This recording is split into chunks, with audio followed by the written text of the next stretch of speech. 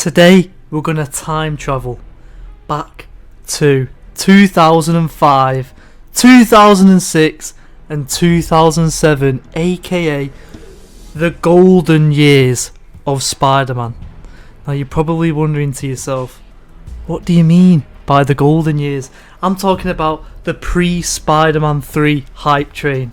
Back in 2005, not much was known about Spider-Man 3, only that it's being made, and so with that information came lots and lots of poorly made fan posters and fan trailers. But at the time, these were like art. This was the purest of art that you could get on the internet. This is where it all began. This is where fake trailers and Photoshop posters began, was the hype of Spider-Man 3. And so today we're going to be looking at a few of them. Looking at the first one here of Venom. Now, Venom was the main focal point for the hype of this movie. And looking at this poster, it's pretty well made. I mean, looking back on it, 2022, considering it came out around 2005, this is pretty well made fan poster. You got Venom in the rain, and then you got the story continues, May 4th, Spider-Man 3. And you got New York in the background covered in black webbing. It's pretty good, and I'm pretty sure behind him is Sandman. And to be honest, this is definitely one of the best fan posters made at that time. I'm not too sure if this was made once the film came out or once the trailers came out, because the design for Venom is pretty spot on to what it was in the movie. Moving on to the next poster now. This poster, there are rumours that this was actually officially on the Sony website at that time, and this was before they had the design of Venom. So apparently they used a comic version of Venom and obviously edited him, like made this poster, because they didn't have the design for Venom yet, and so that's why Venom looks so different. But I don't know if that rumour is true. Not much is known about this poster, but obviously again it's continuing with the theme of Venom and the hype for the black suit. And yeah, there was a lot of marketing for this movie. It was a big deal back in 2006, and yeah, now this one just screams. This one just screams early 2000s Photoshop poster. Like, looking at this now, this is poor quality, but back in the day, this was near enough confirmation of whatever this poster trying to tell us. We see the quote, "Revenge is like a poison," which is, I'm pretty sure, what Aunt May says in the film. But it also looks like here that Spider-Man's suit, black suit, has been repainted red, and they've added in symbiote over it to make it look like it's crawling on him. And for some reason he has glowy blue eyes, and they're not using the Spider-Man, the Raimi Spider-Man font. It's just some random Photoshop font. But this poster right here is the definition of fan poster, and I love it. It's just pure nostalgia. Like, 5-year-old me looking at this would have believed it in a heartbeat. And yeah, it's great. It's great looking back on all this stuff. Moving on to the final poster we're going to be looking at. Now, this poster I actually remember seeing as a kid, and I remember my dad showing it me, getting me hyped for it.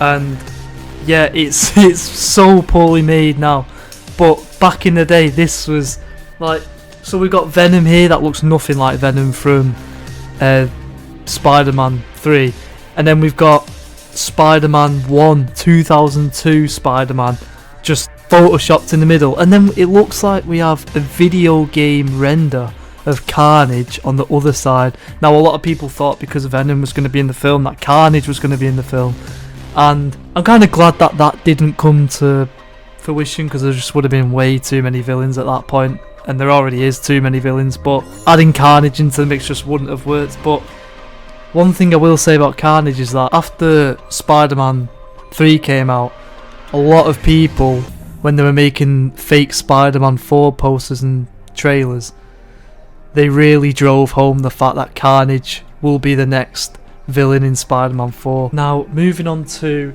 the Spider-Man 3 theatrical leaked trailer. Now, this trailer was leaked back in 2006, I believe, and there were many shots in this trailer that just simply were cut from the film.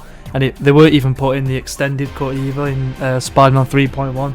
Some of these shots include Spider-Man swinging, but it's like a final swing in low render, so it's not even, the CGI was probably never finished for it, because in the final movie it doesn't even end with a swing. I'm pretty sure it just ends with Peter at Harry's funeral. The main shot that got everyone hyped in this trailer was Venom lunging at the camera at the end. Now this shot, I cannot tell you how many times people have paused this shot and uploaded this image to Google. All people wanted was just a good look at Venom and how he looked, and this shot right here got people so incredibly hyped. It was unfathomable. Venom's design in Spider-Man 3 is honestly incredible. Sam Raimi knocked it out of the park, and say what you will about Spider-Man 3, but you can't deny that in recent years it's gained kind of a pop culture following, and it's a great movie, right? Don't diss Spider-Man 3. And now, since we're talking about trailers, let's move on to the fake trailers. Now, a lot, if you're a true Raimi fan, you will know the nostalgia that all these fake trailers bring, whether it be Spider-Man 3 or Spider-Man 4. These two movies sparked so many fake trailers, it is unreal. And like I said earlier on in the video, Carnage was usually the main focal point for some odd reason, even though Sony never ever came out and revealed Carnage, because he was never probably planned. But yeah, people just seen Venom, jumped to conclusions and just thought, fuck it, let's put Carnage in these fake trailers. Now the first thing we see is Harry Osborn in what looks to be just reused footage of Green Goblin, but just painted orange. And a lot of these shots are from Spider-Man 2, but just recoloured his suit black. Well, attempted. I mean, it looks more grey than black. And some of these shots are from other movies that aren't even Spider-Man. Like, some of the shots of Topher Grace are just from other movies that he's been in. And same with Thomas Hayden Church. I think that's his name. The thing is about these trailers, like, even though they look low quality today, at that time that was like peak editing. That was like a mastercraft making these trailers. Like, it was insane. And a lot of the Venom footage used in this trailer is just Spawn. Like, it's literally just the character Spawn reused. We see John Jameson's son landing in an aircraft. It's just wild.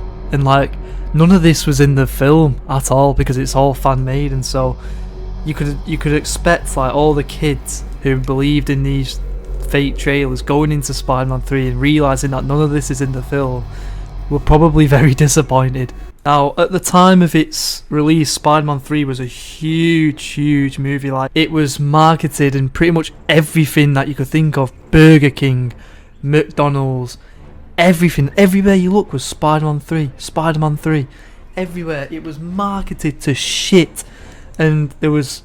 You could think of the most random toy and it'd be themed Spider-Man 3. Because, like, the hype for this movie was unbelievable. Now, the previous two movies had marketing as per usual, like every movie does, but Spider-Man 3 was just on a whole other level. Legit, there was Java games on Sony's website where you could play Spider-Man 3, and it was like some shitty point and click game.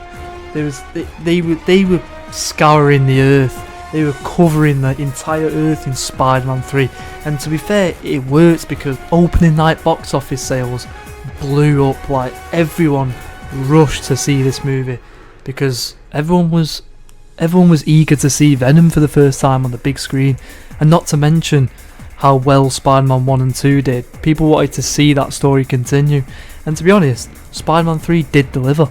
We got the black suit, we got Venom, we got Harry, MJ and Peter's story finally conclude. It was a good film. I don't care what you say about that goofy dancing scene. It was needed. It was needed. One thing that brings a lot of nostalgia for me is the Mega Block sets for Spider-Man 3. Now, for Spider-Man 1 and 2, Lego had the rights, and so there were Lego sets for them two movies, but they lost the rights, and so it went to Mega Blocks. And I remember, I think it was the Christmas of 2006 or maybe 7, I don't remember now. I was literally so young. I remember I got a huge Spider-Man 3 Mega Block set, and it's pure nostalgia. I'll see if I can find an image of it. It just, looking at it is just pure nostalgia, and that is the main theme of this video pretty much. It's just nostalgia. This is literally just me going on a huge nostalgia trip. Now obviously with every movie back then came a game, and Spider-Man 3 game, it was as a kid I was hyped for it, but if I seen it now I would not be hyped for it. It's an okay game. We all know what Spider-Man 3 is like. It was a rough game, right? But as a kid, and probably everyone back then, seeing that Spider-Man 3 video game trailer after seeing the movie trailer probably blew so many minds it was unfathomable. Not to mention that it was a launch title for the Xbox 360, and so that also boosted the hype for not only the game but to get the console as well, which is also insane. But yeah, that is the Spider-Man 3 nostalgia trip. I hope you all enjoyed, and if you want more videos like these where I'm just, off the cuff commentary talking about things that I like, then let me know down in the comment section below. Thanks for watching, and subscribe, and I'll see you in the next video.